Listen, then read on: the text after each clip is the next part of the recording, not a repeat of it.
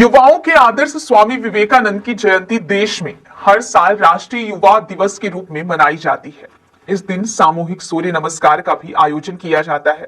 शुक्रवार यानी कि आज देश भर में सूर्य नमस्कार का कार्यक्रम आयोजित किया गया है। रीवा के शासकीय उत्कृष्ट उच्चतर माध्यमिक विद्यालय मातन क्रमांक 1 परिसर में सूर्य नमस्कार का जिला स्तरीय कार्यक्रम आयोजित किया गया। कार्यक्रम में मुख्य अतिथि के रूप में उप मुख्यमंत्री राजेंद्र शुक्ल मौजूद रहे। शुक्रवार को स्वामी विवेकानंद की जयंती के मौके पर पूरे देश के साथ ही रीवा में भी सूर्य नमस्कार का आयोजन किया गया।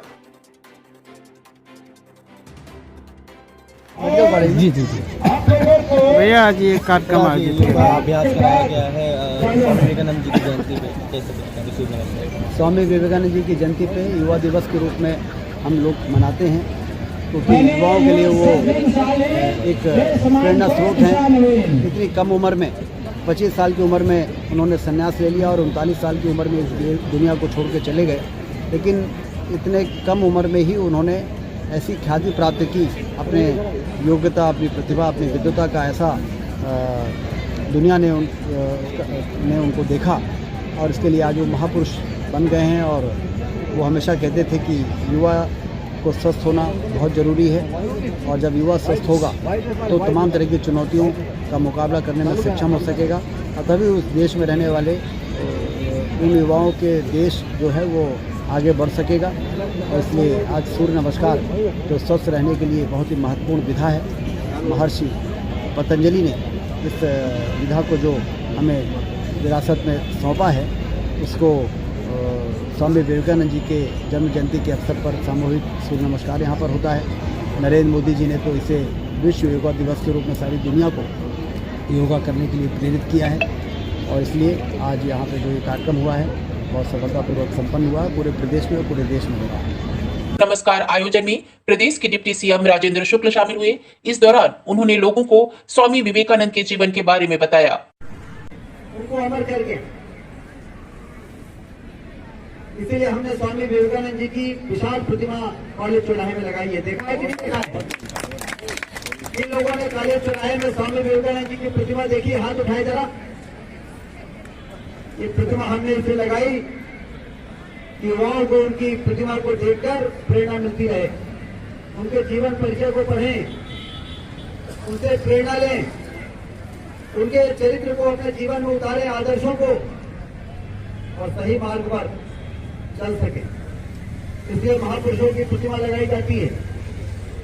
और ऐसे जगह पर हमने लगाया जहां पर चारों तरफ कॉलेजेस हैं, जहां पर युवाओं का आना जाना है। मैं देखता हूँ युवा वहां पर बैठे रहते हैं, फोटो खिंचाते हैं, सेल्फी खिंचाते हैं, तो मुझे ये संतोष होता है कि चलो रीवा में ये काम एक अच्छा हो गया। स्वामी विवेकानंद जी की प्रतिमा जिस शहर बनी है, उस शहर की कैसे कीमत की जा सकती है,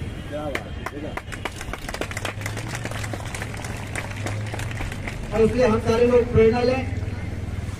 आप सारे लोग कुछ दिनों के बाद हम महाराज शिवाजी महाराज की प्रतिमा रतरा चौराहे में लगाने वाले घोड़े में सवार, और देश की रक्षा करने वालों का सम्मान करेंगे।